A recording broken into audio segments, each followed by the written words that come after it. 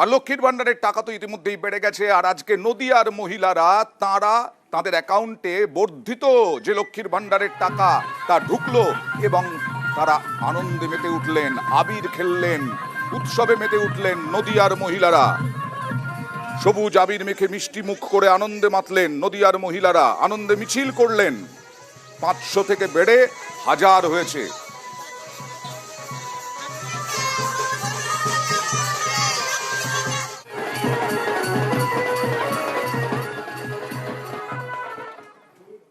আর এবার আজকের দিনের অন্যতম বড় খবর, ভূপতিনগর তো কাল থেকেই চলছিল, কিন্তু ভূপতিনগরের পরে এবারে বিস্ফোরক তথ্য উঠে এলো তৃণমূলের প্রেস কনফারেন্সে। তৃণমূল অভিযোগ করলো জিতেন্দ্র তিওয়ারির সঙ্গে এনআইএর এসপির বৈঠক হয়েছে এবং সেই বৈঠকেই এই এনআইএর হানার পরিকল্পনা হয়েছে।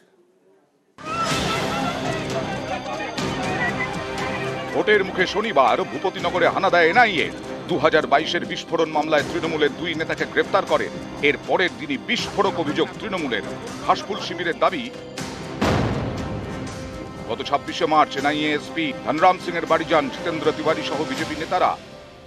26শে মার্চ সন্ধে 6:30 এনআইএর এসপি ধনরাম সিং এর নিউ টাউনের বাড়িতে এন্ট্রি নিয়েছিলেন বিজেপি নেতা জিতেন্দ্র তিওয়ারি। তিনি ছিলেন 7:22 পর্যন্ত। তৃণমূলের অভিযোগ, এনআইএ এসপির বাড়ি গিয়ে তৃণমূলের লোকেদের গ্রেপ্তারির তালিকা তুলে দেন বিজেপির নেতারা। এজেন্সির সঙ্গে বিজেপির আর্থিক লেনদেনের অভিযোগ তুলেছে তৃণমূল।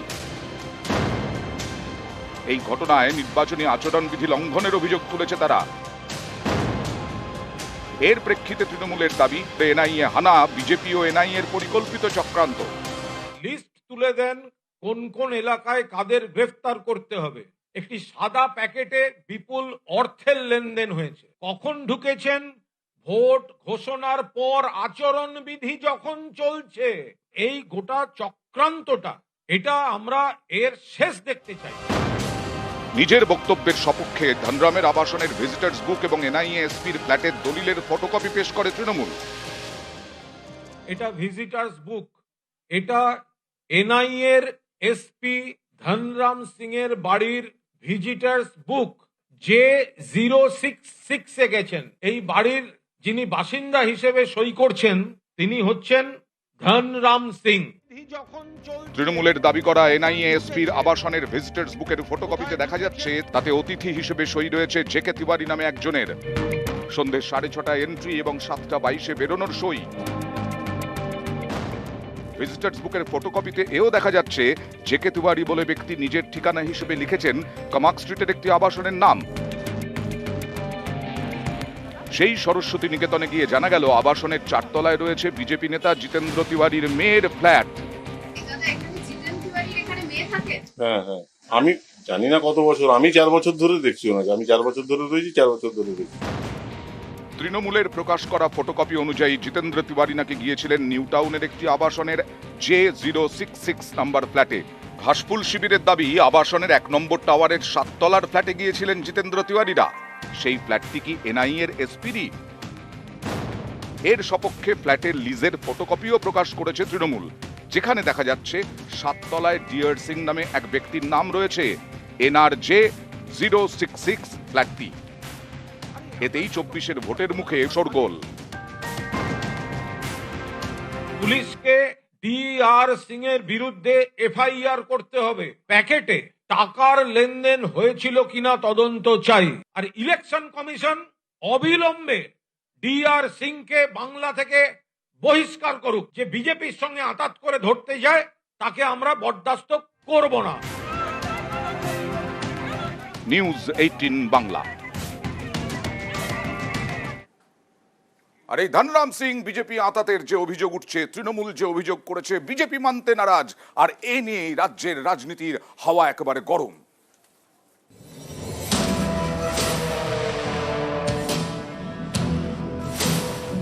আমার কাছে ডকুমেন্ট আছে, বিজেপির নেতা জিতেন্দ্র তিওয়ারি এনআইএ এসপির সাথে মিটিং করছে।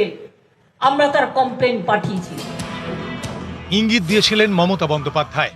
তথ্য প্রকাশ্যে আনলেন তৃণমূল নেতা কুণাল ঘোষ।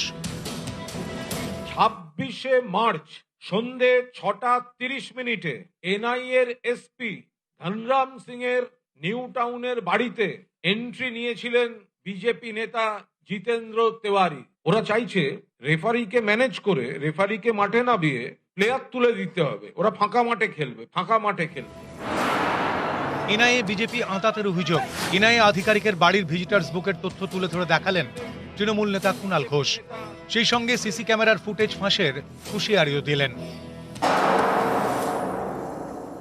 যদি এগুলো কেউ অস্বীকার করেন 48 ঘন্টার মধ্যে জিতেন তেওয়ারি ঢুকছে, ভিডিও রিলিজ করে দেবো, সিসিটিভির ফুটেজ রিলিজ করে দেবো 48 ঘন্টার মধ্যে। জিতেন তেওয়ারি সই করে ঢুকেছেন ভিজিটার্স বুক। জিতেন তেওয়ারি লিখেছেন যে ঠিকানাটা, সেই ঠিকানার লিজ এগ্রিমেন্ট এনআইএর পুলিশ সুপার। আমি ওনাদেরকে 7 দিন সময় দিচ্ছি। 7 দিনের মধ্যে আমার নিয়ে আপত্তিজনক যেসব কথা বলেছেন সেটা ওনারা নিজের স্টেটমেন্ট প্রত্যাহার করুন। না করলে 7 দিন পর লিগ্যাল নোটিশ দিয়ে তাদের বিরুদ্ধে আমি মানহানি মামলা করব। কোনটা সত্য কোনটা অসত্য সেটা কোর্টে প্রমাণ হবে। কোন এনআইএ অফিসারের সঙ্গে বসে আমি মিটিং করছি দেখান একটু ছবি। যে এলিগেশন আনছে তাদের দায়িত্ব তারা প্রমাণ করুক। পাগলে কিনা বলে, ছাগলে কিনা খায়। এনআইএর প্রধানের উপর এনআইএর পলিসি বা এনআইএর ইনভেস্টিগেশন চেঞ্জ হয় না। তৃণমূল নিজে লোক পাঠিয়ে জিডি তিওয়ারি বলে লিখে 1 ঘন্টা পর বেরিয়ে আসেন, এরকম কোনো গ্যারান্টি আছে? এনআইএর এসপির সাথে জিকে তিওয়ারি কেন, কুণাল ঘোষও চাইলে দেখা করতে পারেন। যারা দেশ বিরোধী কাজ করেছে তাদের অ্যারেস্ট হতে হবে। সব বুথ সভাপতিরা তৃণমূল কংগ্রেসে অ্যারেস্ট হবে না, বিজেপি চায়ও না অ্যারেস্ট করতে। জিতেন্দ্র তিওয়ারির পাশে দাঁড়িয়েছে বিজেপি। তৃণমূলের গলায় চড়া সুর। কেন্দ্রীয় এজেন্সি নিয়ে আরো তথ্য ফাঁসের হুঁশিয়ারি। চৈত্র মাস চলছে, শুধু এনআইএটা দিলাম, বৈশাখ পড়বে আর একটা এজেন্সির আরো 2 অফিসারের গল্প সামনে আসবে। নিউজ 18 বাংলা। আর এবার ভূপতিনগরের বাসিন্দারা তারা এনআইএর বিরুদ্ধে অভিযোগ করলেন। শ্লীলতাহানি, মারধর, বিভিন্নভাবে তাদেরকে হ্যারাস করা, এই নিয়ে পাল্টা মামলা দায়ের। দেখুন।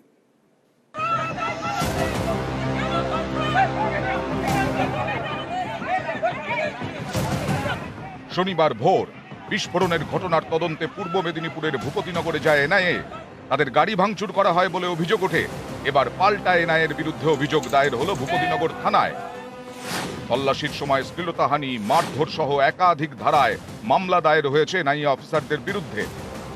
গভীর রাত্রে গেছিল আমার স্বামীকে তোলার জন্য, কিছু বিজেপিরা মুখে রুমাল বেঁধে আমার বাড়ি দেখিয়ে দিয়েছি, দিয়ে তুলে নিয়ে গেছি। আমাদের অত্যাচার প্রচুর করেছি। গভীর রাত্রে তো এসেছি, এই 2টা 2:30 নাগাদ এসেছি। দরজা ভেঙে ঢুকে আমার ছেলেকে ফেলে দিয়েছে, ঠেলে করে, আর আমাকে ফেলে দিয়েছে। ফেলে আমার উপরে অত্যাচার ফাঁসানো হচ্ছে, বিজেপির লোকেরা ফাঁসাচ্ছে। ভূপতিনগর বিস্ফোরণের ঘটনায় 2 তৃণমূল নেতাকে গ্রেপ্তার করেছে এনআইএ। ভোটের মুখে কেন্দ্রীয় এজেন্সির সক্রিয়তায় প্রশ্ন তুলেছে তৃণমূল। বিজেপির বিরুদ্ধে কেন্দ্রীয় এজেন্সির অপব্যবহারের অভিযোগও তুলেছে। এই পরিস্থিতিতে রবিবার বিকেলে ভূপতিনগরে যান তৃণমূল নেতা কুণাল ঘোষ এবং চন্দ্রিমা ভট্টাচার্য।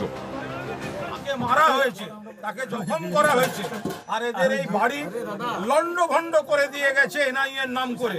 কারা ঢুকেছিল, তারা কি সত্যি এনআইএ নাকি তার মধ্যে ছদ্মবেশী কিছু বিজেপির হারমাত ছিল, সেগুলো তদন্ত করতে হবে। এজেন্সির বিরুদ্ধে নির্যাতনের অভিযোগ তৃণমূলের। দলীয় কর্মীদের রাজ্য পুলিশের বিরুদ্ধে সেই কৌশলী প্রয়োগের নির্দেশ বিজেপি রাজ্য সভাপতির। এবার শ্লীলতাহানির কেস দেখা যাবে কত কে দিতে পারে। আমরা শ্লীলতাহানির কেস দিতে পারি না। এবার আমি পড়ে যাচ্ছি আমার কর্মীদেরকে, আপনার বাড়িতে পুলিশ ঢুকলে পরে আপনার স্ত্রীকে দিয়ে আপনি পুলিশের নামে, সেই পুলিশ অফিসারের নামে শ্লীলতাহানির কেস দিন। 2022-এর 2রা ডিসেম্বর ভূপতিনগরে বিস্ফোরণে 3 জনের মৃত্যু হয়। কলকাতা হাইকোর্টের নির্দেশে সেই ঘটনার তদন্তভার পায় এনআইএ। শনিবার সেই ঘটনার তদন্তে ভূপতিনগরে যায় কেন্দ্রীয় এজেন্সি। 2 তৃণমূল নেতাকে গ্রেফতার করে। পাল্টা এনআইএ অফিসারদের বিরুদ্ধে এবার শ্লীলতাহানির অভিযোগ, যদিও যাবতীয় অভিযোগ অস্বীকার করেছে এনআইএ। নিউজ 18 বাংলা। আর আজকেও তৃণমূল প্রশ্ন তুলছে, 2022-এর ডিসেম্বরের ঘটনা, বিস্ফোরণের ঘটনা, কেন গ্রেফতার? এই 24-এর লোকসভা ভোটের আগে 2 তৃণমূল নেতাকে গ্রেফতার নিয়ে কেন্দ্রীয় এজেন্সির অপব্যবহার নিয়ে অভিযোগ তুলল, সুর চড়ালো তৃণমূল।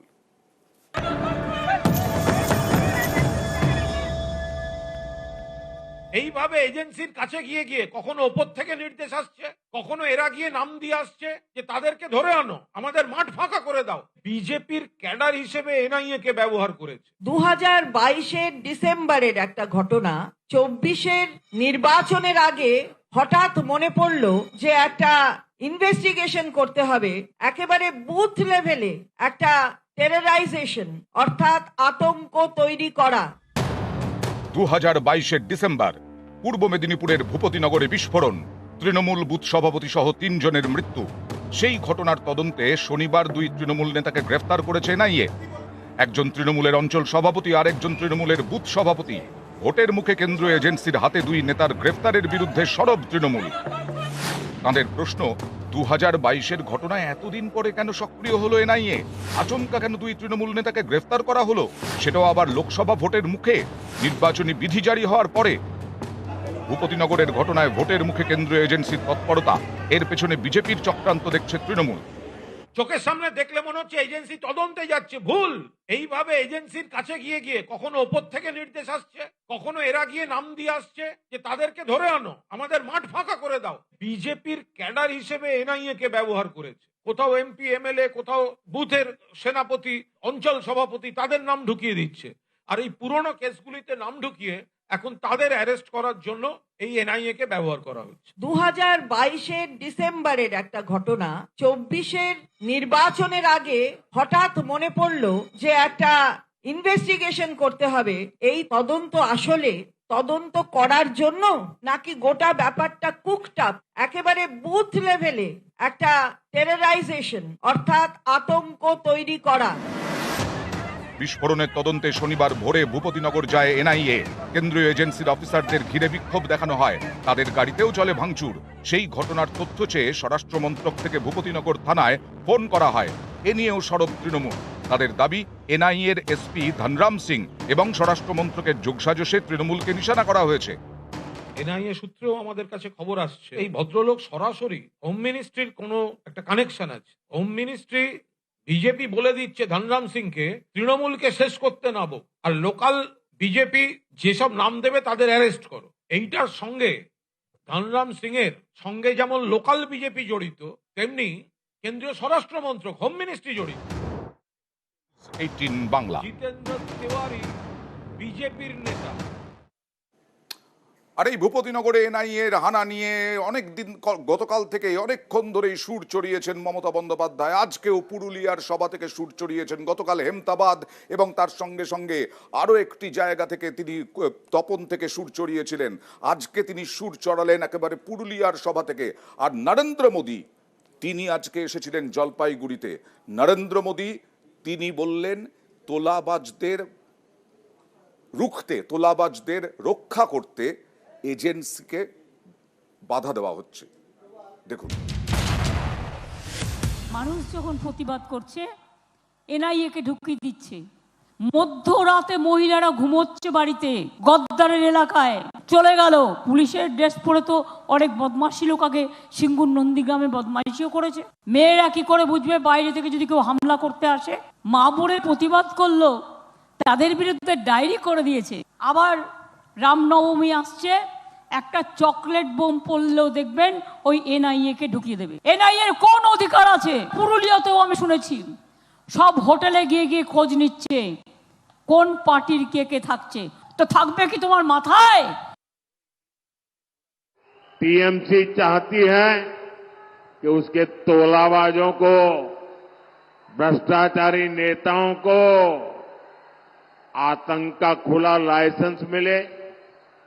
इसलिए जब केंद्र की जांच एजेंसियां आती है तो टीएमसी उन पर हमले करती है,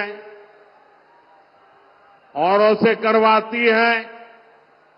टीएमसी कानून और संविधान को कुचलने वाली पार्टी है। আর আজকে ঘাটালে দেবের সমর্থনে অভিষেক বন্দ্যোপাধ্যায় রোড শো করলেন। ঘাটাল মাস্টার প্ল্যানই হচ্ছে দেবের হাতিয়ার, কারণ ঘাটাল মাস্টার প্ল্যান নিয়ে ইতিমধ্যেই মমতা বন্দ্যোপাধ্যায় ঘোষণা করে দিয়েছেন। ঘাটাল মাস্টার প্ল্যান 2024-এর মধ্যেই হবে, ঘোষণা করেছেন মমতা বন্দ্যোপাধ্যায়। বুঝতে পারে না ঘাটাল মাস্টার প্ল্যান নিয়ে অভিষেক বন্দ্যোপাধ্যায় আজকে ঘাটাল মাস্টার প্ল্যানের আশ্বাসই দিলেন। ঘাটাল মাস্টার প্ল্যান 10 বছর প্রধানমন্ত্রী ক্ষমতায়, নরেন্দ্র মোদী দেশের প্রধানমন্ত্রী। ঘাটাল মাস্টার প্ল্যানে 60% টাকা দেওয়ার কথা কেন্দ্র সরকারের, সে টাকা দেয়নি কেন? চন্দ্রকোনা থেকে ঘাটাল, দেবড়া থেকে দাসপুর, ওদিকে আরামবাগের বিস্তীর্ণ এলাকা, সর্বত্র দুদিন যদি বৃষ্টি হয় তাহলে বুক অব্দি জল নিয়ে মানুষকে রাস্তায় থাকতে হয় ঘর বাড়ি ছেড়ে। যারা মানুষের বাড়ির টাকা বন্ধ করে রাখে, 60 লক্ষ গরিব শ্রমিকের টাকা আটকে রাখে, তারা কোনোদিন কৃষকের স্বার্থে ঘাটাল মাস্টার প্ল্যান করবে না। 1300 কোটি, 1400 কোটি, 1500 কোটি যা লাগুক আমাদের মামাটি মানুষের সরকার দেবে। আর আগামী নির্বাচন ঘাটালের মাটিতে ঘাটালের মাস্টার প্ল্যানকে সামনে রেখে হবে, এটাই তৃণমূল কংগ্রেসের গ্যারেন্টি।